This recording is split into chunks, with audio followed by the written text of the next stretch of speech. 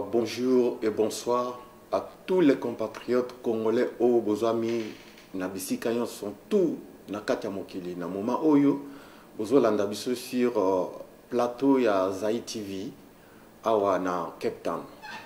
Ngai nazande kwa bino Régis Germando le naza représentant ya Alliance des Patriotes pour la refondation du Congo en sigle APARECO. Nakata. Continue. Ya en sigle APARECO. Oyo ezwami na kati ya ngumba ya Cape Town en Afrique du Sud. Alors tous les qui le na plateau ya Zai TV Pambate, c'est pour juste répondre dans certaines questions, dans certaines préoccupations ya ba ndeko na biso ba congolais. Oyo ba lingi koyo ba plus sur ba bilok mosusu oyo zoleka na kati ya lingomba na biso ya APARECO ou encore na kati ya Congo. Na yango tokosolola na kosolola sur certains points. Si ba point oyo tokosolola ekozala en rapport avec la situation politique et sécuritaire où ils allaient dans le pays Nabiso, la République démocratique du Congo. Alors, tout lingi kolobabo, biso tout aux aba congolais.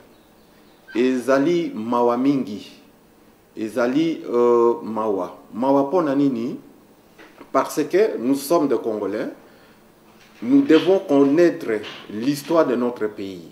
Nous devons connaître l'histoire politique de notre pays parce que Piwana et Koki Kotungamana Katia ignorance et Koki Kotungamana Katia calomnie et Koki Kotungamana Katia Oyo Sotobengi Yamabete.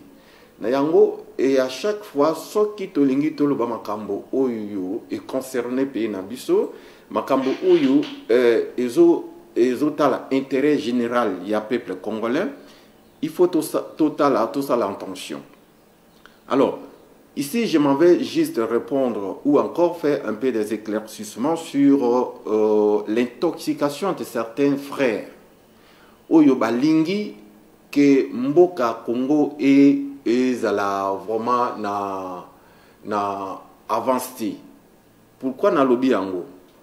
Alors, il y a certains moments, bande comme ça, so babimi na télévision koloba sur contre les représentants Nabiso, contre le président Nabiso, M. Honoré Nganda Nzamboko Atumba, qui est Yetangoya. Agression, c'est lui qui avait donné la permission, ou encore c'est lui qui avait donné la chance aux envahisseurs d'occuper notre pays.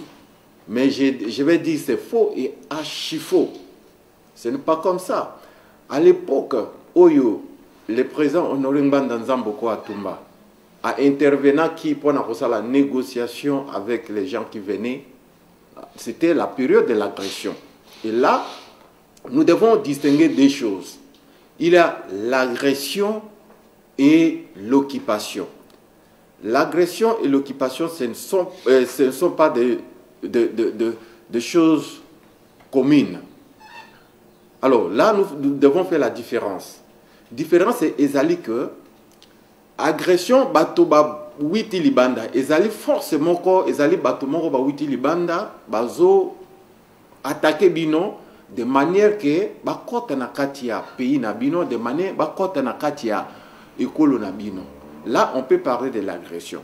Et pendant ce temps-là que monsieur Honoré Nganda Nzamboko Atumba oyo abandaki représenter à l'époque Zaïre. Zaïre, à l'époque, c'était un État.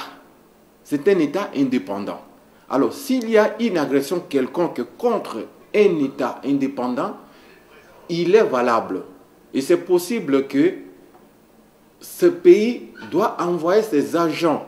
Ba loba, ba tala, kotuna, question koyeba, pourquoi nous sommes agressés?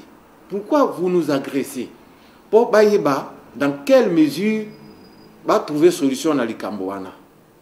Tu vois, ce n'est pas que Mbanda était parti négocier avec ces gens pour baya koko sabango bakuma ba congolais bakuma soki soit ba congolais oyo ba pesi bango nationalité Oyolelo, bakomi kolobake, si aujourd'hui il y a l'occupation, entre autres, c'est Mbanda et c'est Mobutu et ainsi de suite. Ce n'est pas ça, ce n'est pas ça. Il faut toyeba koloba. Koloba makambo te pour un sentiment. Toloba makambo pour nako éclaircir. Toloba makambo pour nako pesa bato oyo bayebi histoire te bayeba histoire. Pour mboka na biso ezali mboka oyo ezalaki agressé na moment wana. Et si le président de la Pareco était parti à l'époque était conseiller spécial en matière de sécurité à chef de l'État, le maréchal Mobutu, était parti négocier avec les agresseurs. C'était juste pour connaître pourquoi le pays, notre pays, les Zaïre à l'époque étaient agressés. Et ce n'était pas pour que Zaïre et Kende qu'on négocier ou encore et Kende qu'on pesa agresser tout le Rwandais ou Yobayaki qu'on agresser biso la nationalité en bloc. Voilà un peu ce que nous devons éclaircir, ce que nous devons connaître. Alors, l'occupation est allée na agression. L'occupation est allée et déjà que agressé, basu contrôle, il y a pays. Agressé, basi ba koti, ba noyauté, ba institution nyonson, il y a pays. Vandi pe bazo konza, bazo pesa ba décision sur le pays. À l'époque, wana tokoki kolobaso ces agressions. Alors, et comme c'est différent? C'est différent pourquoi? Parce que bango ba komi déjà ba occupant.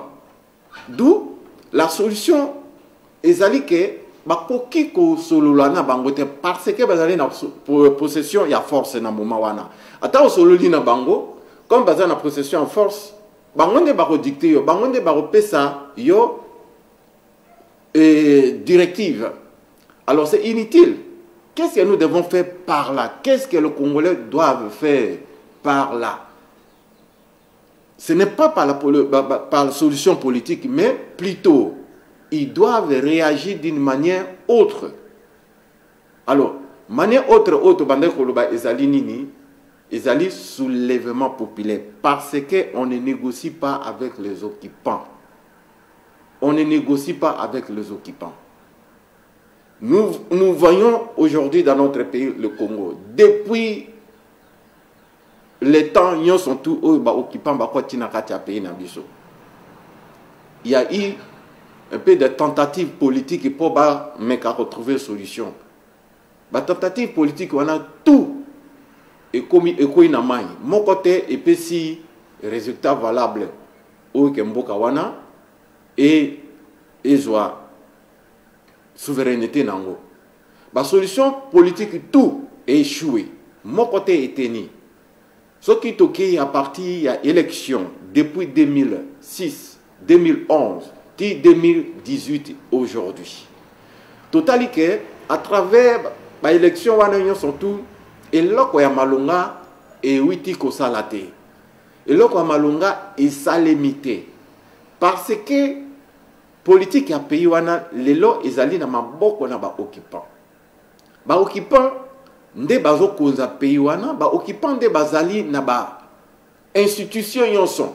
Nyonso tout tozo sala. Na esprit patriotique ezo zala contrecaler na bango. Ils ont bloqué na batouana. D'où nous ne pouvons pas toujours couper sa peine. Il y a une solution politique. Il faut trouver un moyen autre. Alors, aujourd'hui, les gens ne croient pas quand nous disons que le pays, le Congo, est occupé. Pour expliquer quelques éléments pour prouver réellement que le pays, notre pays, le Congo, la RDC, est sous l'occupation étrangère. Nous avons préféré total la vidéo moko boitomona ki ango ba jour ezoleka. Alors vidéo ana ezali ekolakisa biso que réellement notre pays est occupé. Ezali l'un. Il y a exemple ou encore il y a signe, il y a occupation. Comme ça, tout l'année après, tu peux continuer na analyse na biso, tu peux continuer na présentation na biso. Of Africa, we have South Sudan, Botswana, Somalia, Uganda, Rwanda, DRC, Tanzania, and Kenya, all the way over there. So maybe you just introduce yourself first. All right, good morning. My name is Phyllis Egan Wandei. I am here as the project manager. I'm managing literally from programs to the models, the boot camp. We started a boot camp actually. At Western Hotel. Yeah, and more about Rwanda. Rwanda is a beautiful cultural country at the heart of Africa. This is my cultural wear, what I'm wearing. And another thing, Rwandans have unity. Rwandese women are beautiful and have pride. And about our food, there's nothing special about the cultural food. We just love milk. Oh, yeah. Okay. Yeah. And another thing, that's all. Thank you. You love milk in Rwanda. Yeah. So in Rwanda, we should ask for milk. Milk. Okay. Yeah. And what do you call milk? What in Amata. Amata. Amata and Moss. By the time I leave you, I'll have a full course meal. All right, thank you very much. Thank you. Uganda, our neighbors, pole kwa kuwashinda kwa football. Yes. Okay, hi everyone. I'm Agneta Leslie from Uganda. I'm a runway model in Nzuri, Africa Queen. All right, come, DRC Congo. Welcome. Kamongo. Right. Hi everyone. My name is Esther Muimundu. Esther. Esther, okay, Esther. Yeah. Esther Muimundu. Just slightly move forward. Yeah, go ahead. And I'll be representing my country in DRC. Of course. Okay. Yes. All right. Our music stands out. Yeah. Yeah, our music stands out like Lumba. Yeah, it's well known wherever you play our music, you just know that's Congolese music. Even if you don't understand what they're saying. Yes. Yeah, you just vibe. Yeah. Yeah, and I'm from the Nyamulenge tribe, which is in the southern.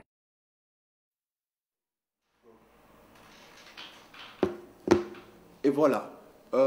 Na banzi biso sont tout witi ko Rolanda vidéo oyo ba balancer les biso na régie. Boyoka binomoko. Depuis quand na katia Congo tolobaka chaque fois depuis quand na katia Congo oyo tribu ya Banyamulenge ezali. Si aujourd'hui au moins sur le niveau international, et là on a l'équipe na Congo, mais l'équipe en Afrique du Sud, si je regarde bien, et l'équipe en Afrique du Sud, présentation en Afrique du Sud, d'où nous voyons sur la vidéo une Rwandaise Tutsi qui représente le Congo, soi-disant de la tribu des Banyamulenge. Alors, de pareilles choses, ce qui te lobby en gros, que le Congo est allé occuper. Mais jusque-là, les gens ne nous comprennent pas. Il y a certaines personnes qui ne nous comprennent pas. Ils disent que le Congo est occupé et occupation. Ça, là, comparaison. Comparaison, ça, là, il y a sans la comparaison, ça, là. Alors, pour la Bango Ezali, ils devraient accepter que le Congo est allé occupé. Si réellement, parti Oyo est occupé, ou soit si les drapeaux du Rwanda étaient implantés partout dans le Congo, on a confirmé que le Congo est occupé. Et du fait que sur le sol Congo, il n'y a pas de drapeau rwandais, le Congo n'est pas occupé, selon eux. Alors, l'occupation que nous parlons, c'est que vous avez maillé, c'est que vous avez boyanté. Il y a des sociétés, vous avez maillé, il y a qui là, cité pour comprendre. L'occupation française au bazo ça les lango allusion. À l'époque, ezalaki na ndenge wana, mais aujourd'hui, il y a de certaines choses qui se font d'une manière un peu cachée. Et cause à la même ndenge mon côté, comparativement ndenge français, ezalaki sous la domination, sous l'occupation nazie. Et si aujourd'hui dans notre pays, tous mona na ba katia institutions sont tous représentées école nabiso. Ezali noyauté par les étrangers. décision ya malonga ya makasi pour un pays nabiso ezali toujours par les étrangers. Et biloko nyo surtout armés ezali infiltrés par des étrangers. Je suivais hier sur la chaîne TV5 intervention de M. Fayoulou qui est candidat malheureux, je peux dire ça, candidat malheureux dans le sens marocain, à longa qui n'a mais bah il élection naïe. Alors lui disait ceci que on prétend sécuriser la région de l'Est, mais na katia armée na biso ils allaient infiltrer. Comment espérez-vous que l'armée à Nengwana et kende couper sa victoire pour notre pays? Alors quelque part là il reconnaît que le pays est sous occupation. Le pays est sous occupation. Aujourd'hui, toutes les institutions du pays, banda na présidence de la République, na gouvernement, na cours et tribunaux, na institutions, ce j'ai dit. Alors, nous trouvons des étrangers là-dedans. C'est dans ce sens-là que nous disons que notre pays est occupé. Aujourd'hui, la partie Est, richesse à la partie Est, Ezo Kende n'a bénéficié à Rwanda. C'est Rwanda qui contrôle. Nous prenons par exemple le cas où il y a Coltan. Coltan, ils allaient dans Katia Mabele, il y a Rwanda. Aujourd'hui, Rwanda et Zobima, les premiers pays producteurs, il y a Coltan. Et alors que dans le sol, tout le monde a Mbumamoko, il y a Coltan. Alors, si ce qui te lobby que le Congo est occupé, les gens ne nous comprennent pas toujours. Même ceux qui prétendent diriger le Congo ne nous comprennent pas toujours. Alors, na yebite, ce qui biso to kolobandenge ni, ba question o bo pesta kabiso bo tuna kabiso. Bo tuna kapé bateau, oyo bazo diriger biso wana ke, est-ce que réellement bino ndenge bozawana bozali na capacité boza na contrôle sur le Congo, bozali indépendant. Na makambo oyo zolekana bozali indépendant, ya kozwa ba décision sur Congo sans interfération, il y a un pays, le Rwanda, le Ouganda.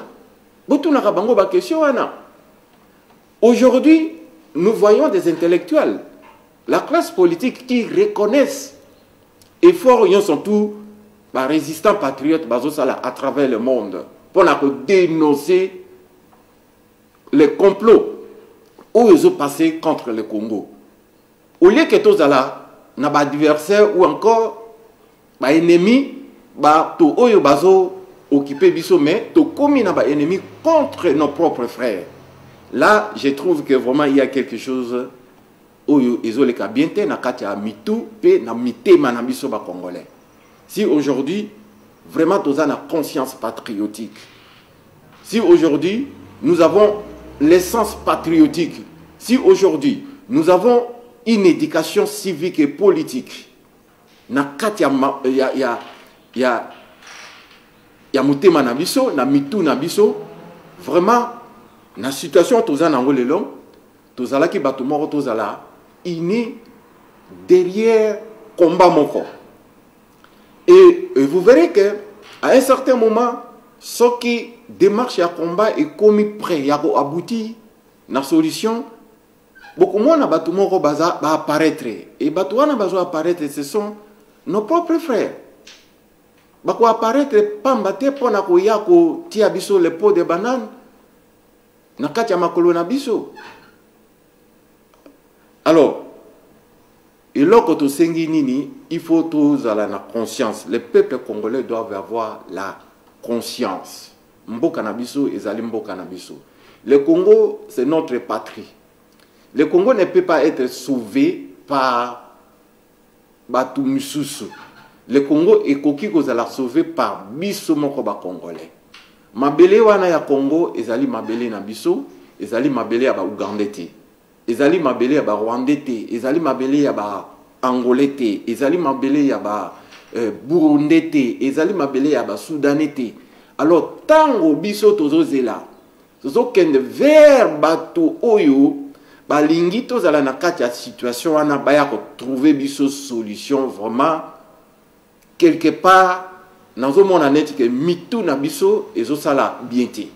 Comment est-il possible que aucun vers mutu oyo atio na kati ya situation difficile pour na profit na ye. Aucun vers c'est même personne que ye aya ko trouver solution na problème na yo. Ils ont normalité. Yangwana chaque fois que nous parlons tout ça là appel, il y a union. Union wana ezala derrière mutute mais union wana ezala derrière philosophie moko. Philosophie yango ezali nini? Philosophie wana ezali que occupation. Le vrai problème de Congo ezali occupation. Alors que tous les Congolais oyo azali conscients que Congo ezali occupé, azala na kati philosophie ya résistance. Pourquoi na kati philosophie à résistance? Parce que pays où ils allaient occuper et koki kosa la politique té. To koki kosa la politique té na kati pays où ils allaient contrôler na bisoté. To koki kosa la politique té ensemble na ba bourreau na biso. Parce que même ceux qui to pesi force, to pesi mayele na biso ata tozana volonté ya kosala malamu mingi koleka mais batu wana ba occuper biso ba kopesa biso chance wana te ki Congo et longwana kati ya pasi ozanango. Occupation ya Congo ezali ya kobomba malisusu te. Ba vrai occupant ya Congo ce sont des impérialistes. Les impérialistes occupent le Congo à travers les procès africains et les collabos congolais, nos propres frères. La raison pour laquelle vous voyez un pays local à Rwanda, un petit pays local à Rwanda, a parvenu à maintenir un grand pays, un grand éléphant local à Congo. Et quelque part, nous devons savoir qu'il y a une chose qui ne va pas. Nous devons savoir que derrière cette occupation, il y a un grand complot. Un complot où ils ont composé, il y a un groupe et un bateau ébélé. Les procès rwandais ont travaillé sous la bénédiction, il y a un impérialiste.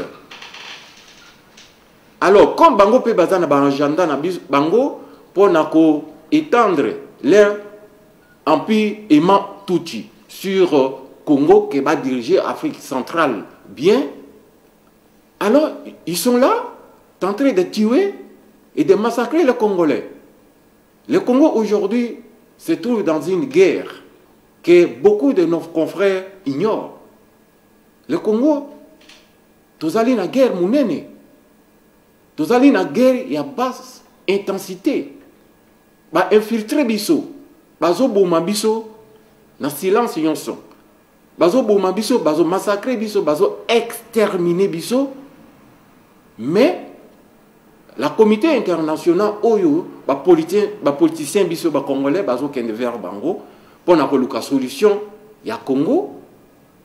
Bazali wana bazotala. Bazali wana bazotala. Bazo mona nyon surtout ezoleka. Mais personne ezo levé voix na été et dénoncer complot aux ezoleka et dénoncer génocide ya munene. Oyo nanu monde ezoya ngoti et baloba yango. Mais le monde en général ignore oyo ezoleka na Congo, ezo ignorer génocide oyo ezoleka na Congo. D'où nous devons aussi faire attention. Nous devons aussi se mettre debout pour lutter contre Babylone Rwanda. Congo ezali ya biso. Congo ezali ya batu ya mboka misusu te. Soki biso totelemi ko bunda Congo te, mes frères et sœurs, moto mosusu te ako koya ko longola biso na kati ya pasi oto zanango. La libération doit commencer d'abord dans notre esprit. La libération doit être spirituelle. La libération doit être morale. Si quelqu'un n'est pas libéré spirituellement, si quelqu'un n'est pas libéré moralement, et cette personne est appelée toujours à applaudir ou encore à adorer, makamouyon surtout ya mabe ozoleka contre ye, parce que ayebi loko azosalate, parce que ayebi tina na makambo oyo ezoleka contre ye. Alors qu'est-ce que nous devons faire pour ozala un vrai résistant? Un vrai résistant doit se libérer lui-même. Il doit se libérer lui-même moralement. Il doit savoir que condition au nazana katiango ezali normalité. Il faut na milongwa na katia condition au nazanango pour na réjouir droit na ngai. Congo ezali na makambo ezali na ba richesse ebele, mais richesse oyo ezali na Congo ezo bénéficier na peuple congolais. Mais le peuple congolais aye bakate que richesse wana ezali ya ye. Ayebi ko s'élever te ko réclamer droit na ye, ko revendiquer droit na ye. Nous devons nous lever pour revendiquer notre droit. Et tant que le Congolais, toyebi que Congo ezali ya biso ba Congolais. La raison pour laquelle la résistance prône la congolité. Nous devons recourir à la congolité. Les autochtones doivent réjouir na droit na bango. Les autochtones doivent bénéficier na richesse na mabele na bango. Nous devons lutter. Nous devons lutter. Alors, quand les gens disent, par exemple, pourquoi Lingomba Lokola apparaît chaque fois quand il a une alliance avec d'autres groupes ou encore avec des partis politiques et Simbarati. Et c'est simple. Ce qui, d'abord, nous, apparaît Yangomoko ezali nanu alliance. Apareko Yangomoko ezali alliance. Nous, de l'Apareko et de la résistance, tout ça la alliance n'a pas parti politique ti. Nous faisons des approchements.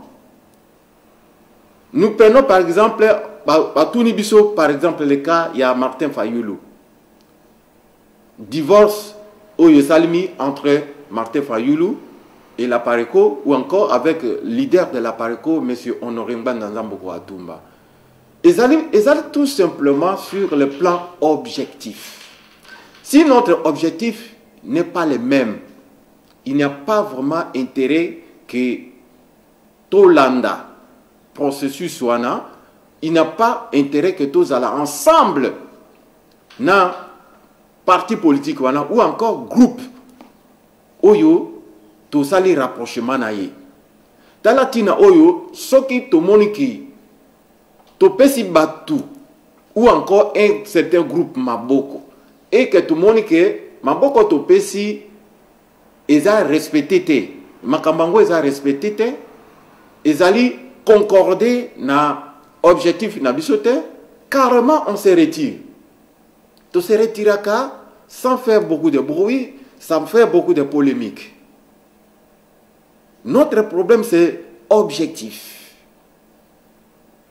Si notre objectif est d'aller partager, est d'aller respecter, nous avons le droit de se retirer. Na moi, cohésion wana. Alors si on se retire, ce n'est pas une chose ok baya kusali yango.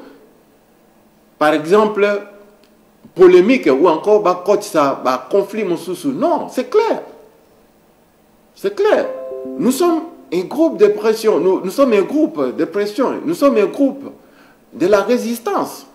Nous sommes une plateforme, nous sommes une alliance de la résistance.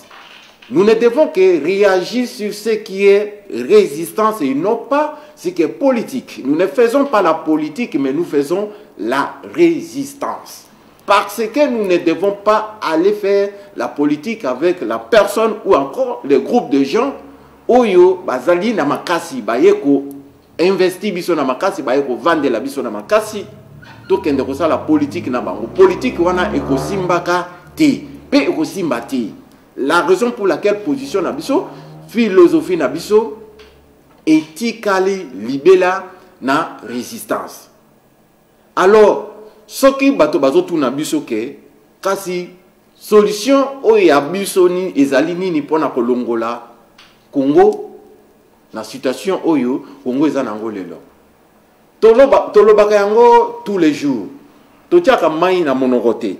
Et chaque jour tolobaka yango que nous avons une seule solution et l'unique solution tozana yango.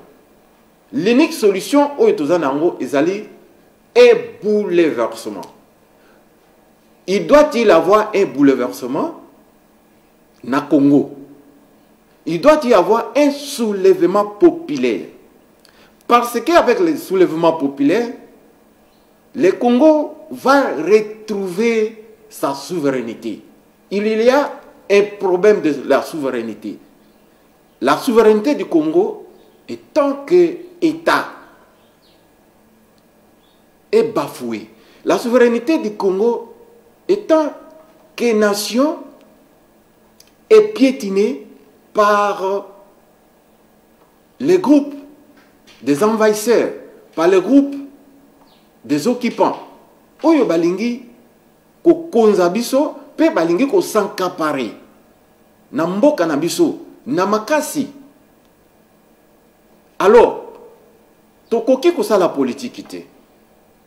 Tokoki ko telema, pe ko éveiller conscience.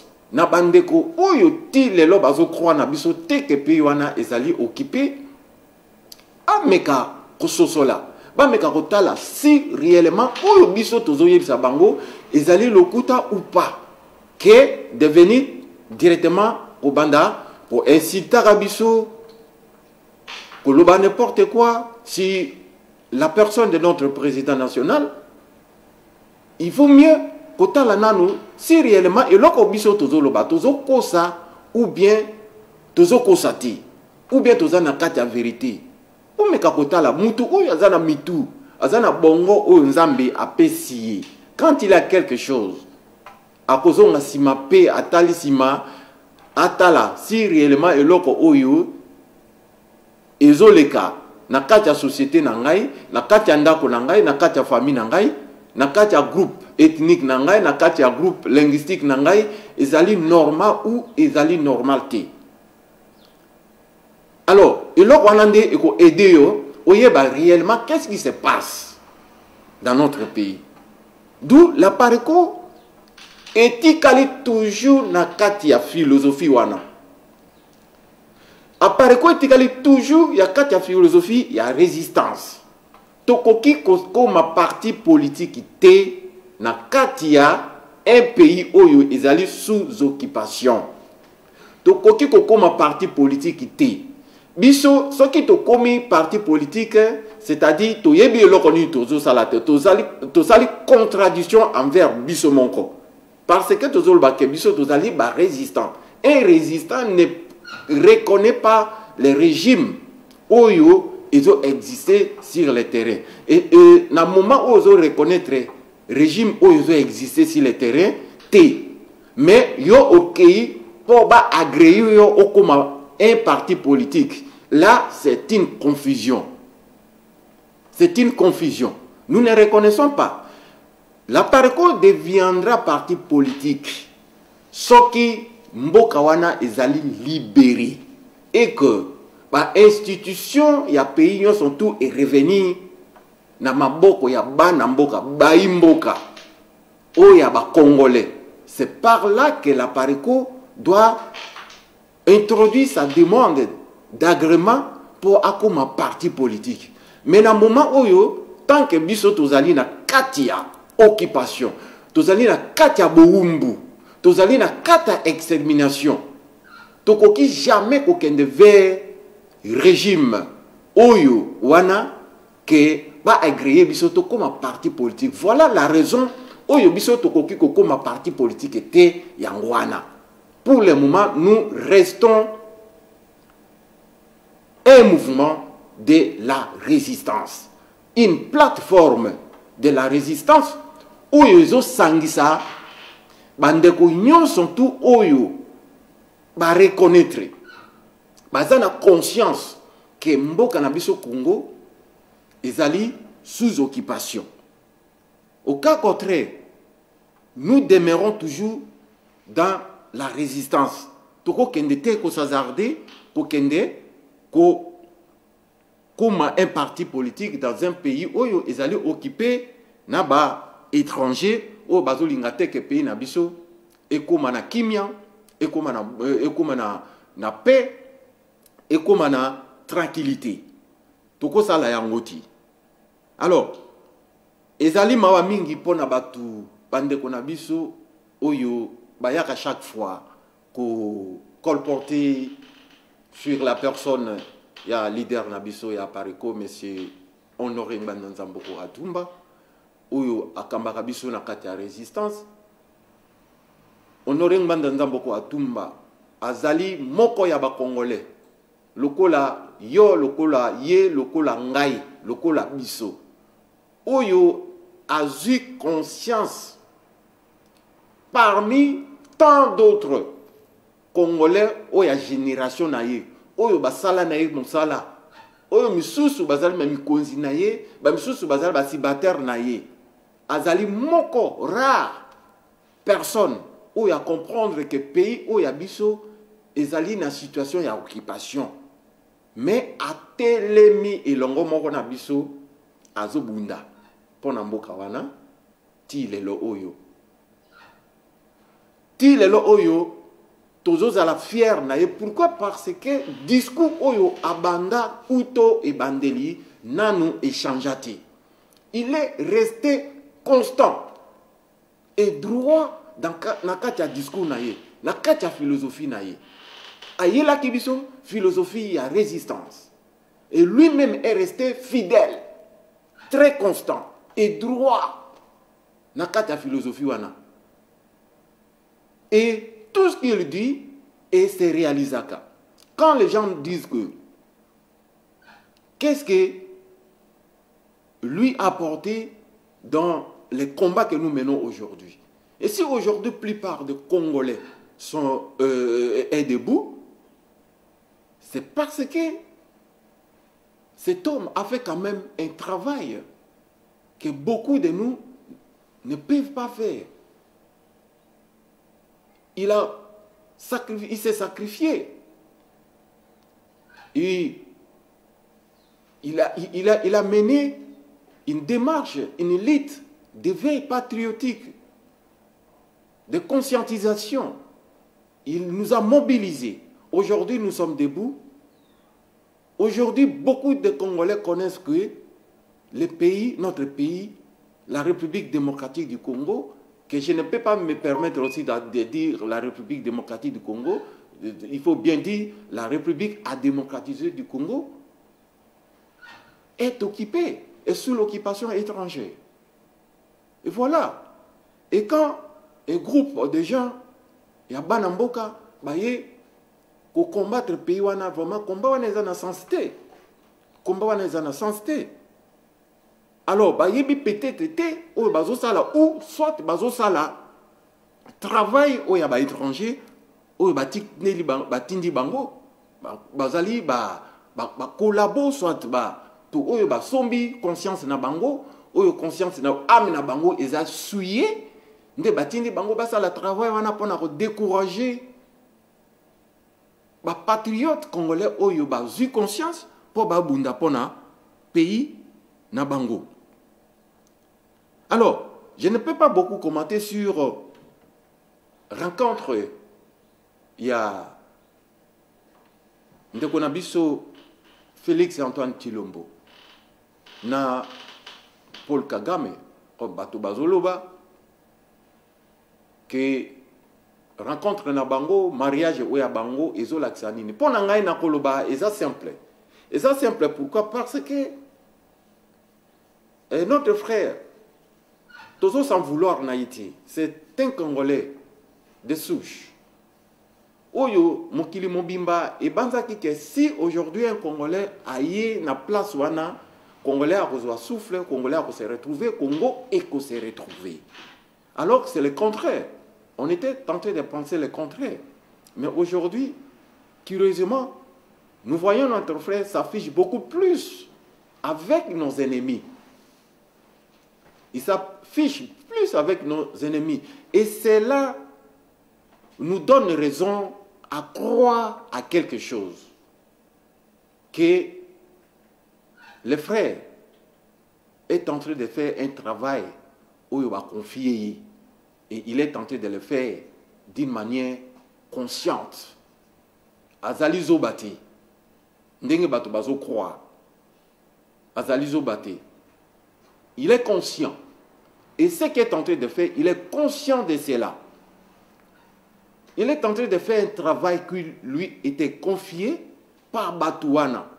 Et tant que ça les langues bien, tous à la célébrité que azo sa lango mabe. Mais yé moko ayebi ke azo sala eloko oyo ba yebisi asala. Azo sala eloko oyo ngana yo tozo kanisa te. Et c'est le contraire. Oyo tozo kanisa. Mariage wana ezali mariage moko ya un dominé et un dominant. C'est un mariage entre le dominé et un dominant. Alors quand on le voit dans cette posture, ça ne peut pas nous étonner, ça ne peut pas nous voilà. Non, et c'est normal, nous devons le comprendre. Mais le malheur en est que toutes les actions oyo azosala vis-à-vis ya Batouana, toutes les actions oyo azo accompli pour na Batouana, ezali pour na bénéfice ya Congote, ezali pour la destruction. C'est un danger pour notre continent, pour notre pays. Ils ont poussé Bisso dans le danger. Ils ont poussé Bisso vers la mort. Ils ont poussé Bisso vers non-existence d'un État. Le Congo risque il y a un État avec cette action-là. Il est en train de donner raison, de donner aux ennemis raison que le Congo n'est pas occupé. Il est en train de donner à cela de continuer à occuper ou encore à piller notre pays. Voilà, c'est ça ce que je devais apporter. Alors quelque part, et comme il a pacte Moroboué, c'est difficile. Peut-être que vous comprenez niveau nini ya zanangote. Mais si on comprenait quand même un niveau, il y a un accord, un deal, oyo, y a signé pour continuer comme ça la makamboana. Et peut-être que tukuka qui peut couper ça y faut titer. Parce que diwana ezali et sengeli que asala ndingwana. Mais pour nabiso oyo to yebi que Congo ezali seule patrie oyo to zana yango. To lobi que action wana ezali mabe makasi pona mboka na biso ezali un danger pona mboka na biso ezali liwa pona mboka na biso zo kende vers la disparition et l'anéantissement total. Ok, un jour ba o mike ba rotika la si territoire wana ba rozala ba peuple moko sans terre. Ils allaient un grand danger, un très grand danger pour nous. Voilà un peu o tokoka kiko lobana sujet wana. Et ce qui bato bazo tout na biso que biso chaque fois na pariko. Tolobaka soulèvement populaire. Et les soulèvements populaires, ils allaient prônés par la Pariko et toute la résistance tarde à se réaliser. Pourquoi? La réponse est très simple pour cette question. Si aujourd'hui, la résistance, les soulèvements populaires que nous tous nous prenons tardent à se réaliser, c'est juste à cause de la classe politique congolaise. C'est juste à cause de la classe politique congolaise. Là, je répète. Pourquoi? Parce que la classe politique congolaise a un rôle, il y a pour éduquer le peuple, pour qui ça peuple les vrais problèmes du pays. Et tandis que Baye, différentes classes politiques, partis politiques, bazali na sens wana patriotique, bazali na conscience, bazali na bomoto, wanati. Bateki milimo na bango pour na bien na bango, bateki milimo na bango pour na intérêt personnel na bango et non l'intérêt général de la population congolaise. Ces dirigeants ont pris le peuple en otage. Le peuple est pris en otage. Le peuple est pris en otage. Le peuple est devenu les masses populaires. Les masses populaires ont été abritées, aveuglées, les vrais problèmes du Congo.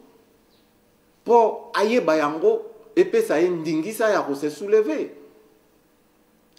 Yangwana omoni, soulèvement populaire tarde à se réaliser. Ils sont comme les blocages contre le soulèvement populaire, où ils sont toujours prônés, na katia résistance, et puis na katia Pariko. Ces gens ne veulent pas assez que le soulèvement populaire est lié. Pourquoi? Parce qu'une fois que le soulèvement populaire est salemi, bakozala na place te, bakozala bouleversé, bako perdre bakop na bango, bako perdre ba position na bango, bako perdre pouvoir. Tous ces gens-là qui combattent soi-disant pour le Congo à l'intérieur du pays ne sont pas de vrais politiciens dignes de son nom. De son nom. Ce sont des profiteurs. Ce sont des profiteurs. Ce sont des mafieux politiques qui veulent assez que le Congo reste dans cette situation trouble pour Bango à profiter. Va profiter, va tikalawana, va démini Congolais, va pauvre Congolais, va banda obenga bango, va grand prêtre, va ceci, va cela. Voilà. Et là, aux ça là que soulèvement populaire et ça les non qui na Congo yangwana.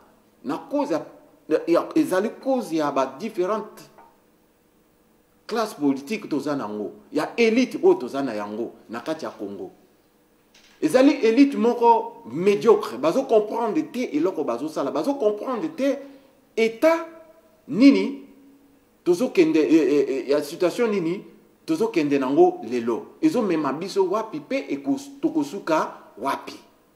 Voilà quand on n'arrive pas à connaître ou encore à cause na conscience wana et cause la difficile.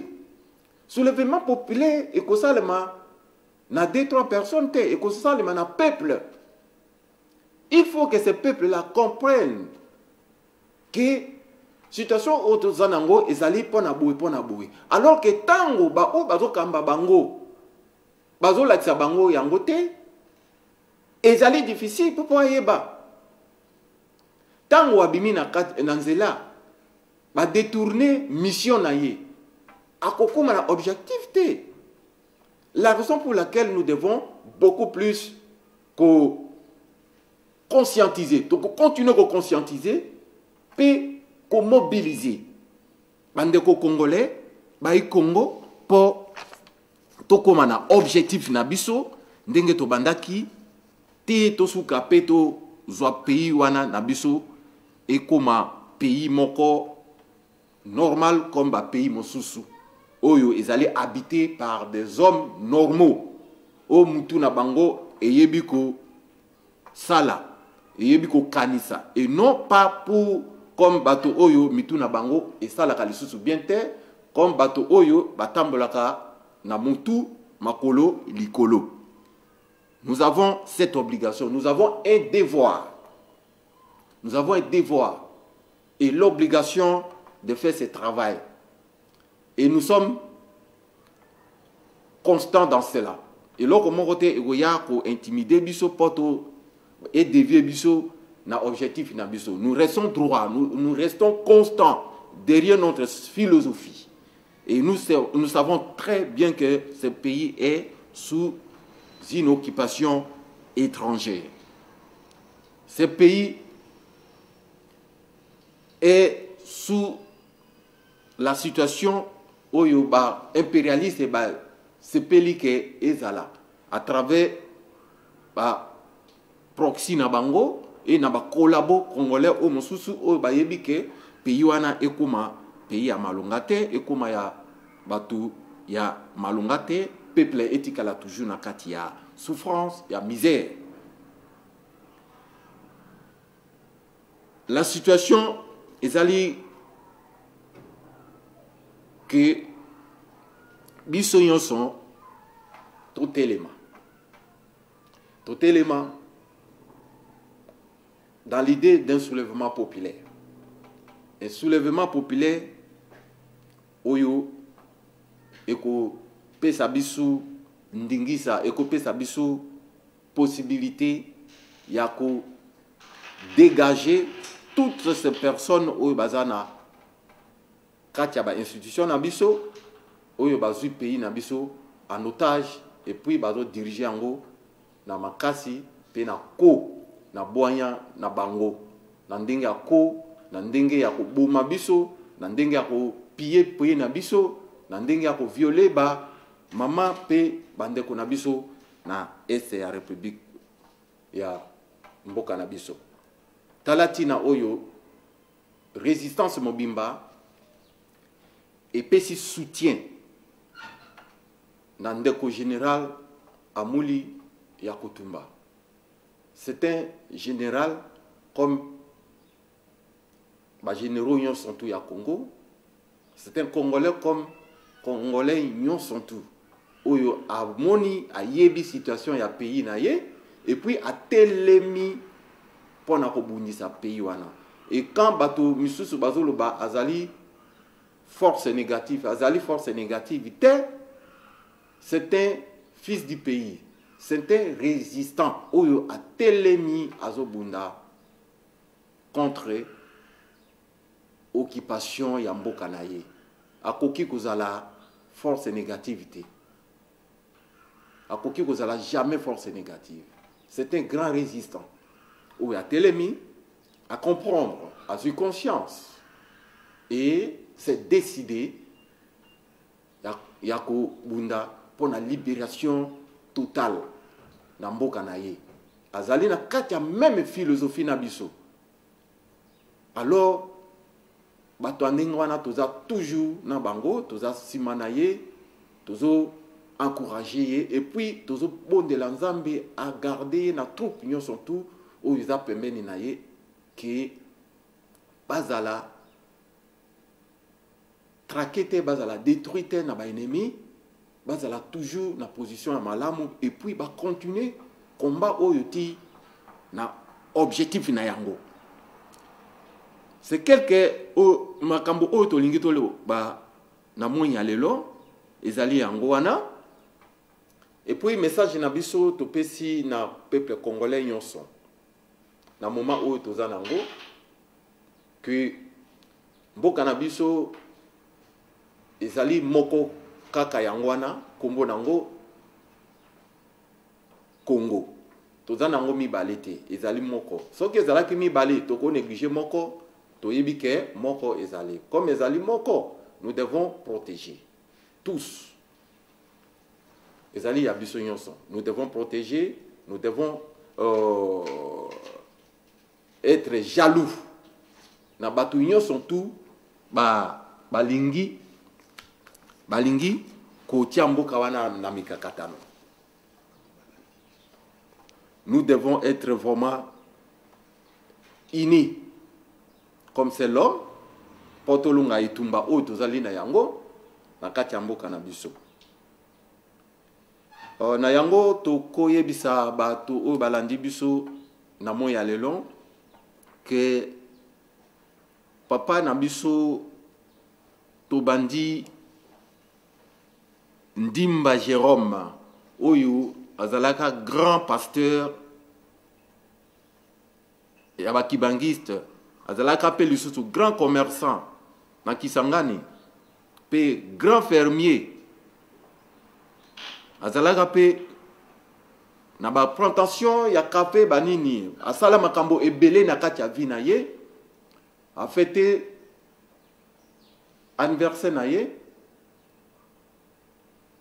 Alors tokoki ko soutenir ye tokoki ko pesa ye maboko na oyo sont tout asali na bomoi na ye pona mboka na biso pona contrer na biso na place oyo ye azwamaki la place oyo asalaki na place oyo abotamaki.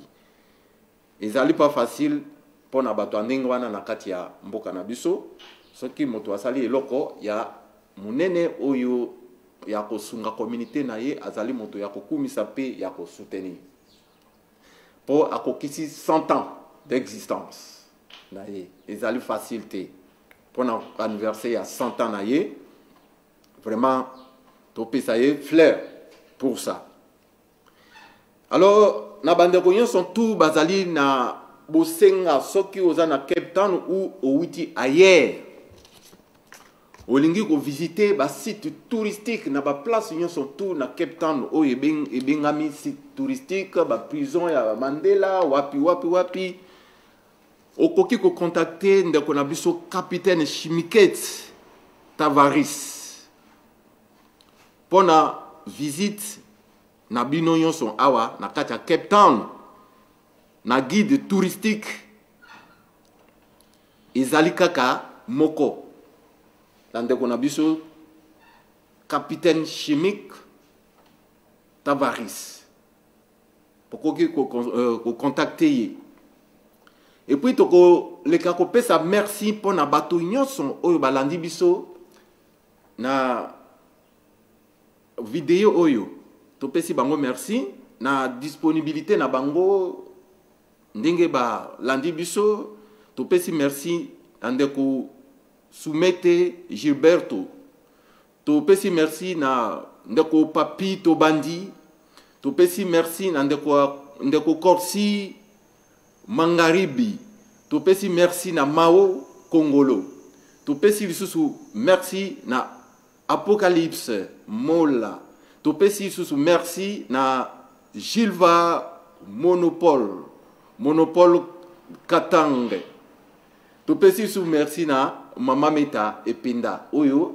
azwaki tana ye mobimba pona kolanda biso banda e bandeli pe na place oyo tosuki. Vraiment to tomboli bino weekend malamu na place nyo surtout bo zwami na samedi alelo tika ete nzambe oyo asalaki Congo oyo apesaki biso Congo oyo tosengaki eke tozala ba congolais te mais a tindi biso na kati ya mabele oyo ya Congo asala ke Congo wana est revenu na biso to contrôler yango pe to diriger yango d'une manière indépendante. Na yango to sukisi vidéo na biso na kopesa bato nyonso tumbote ingeta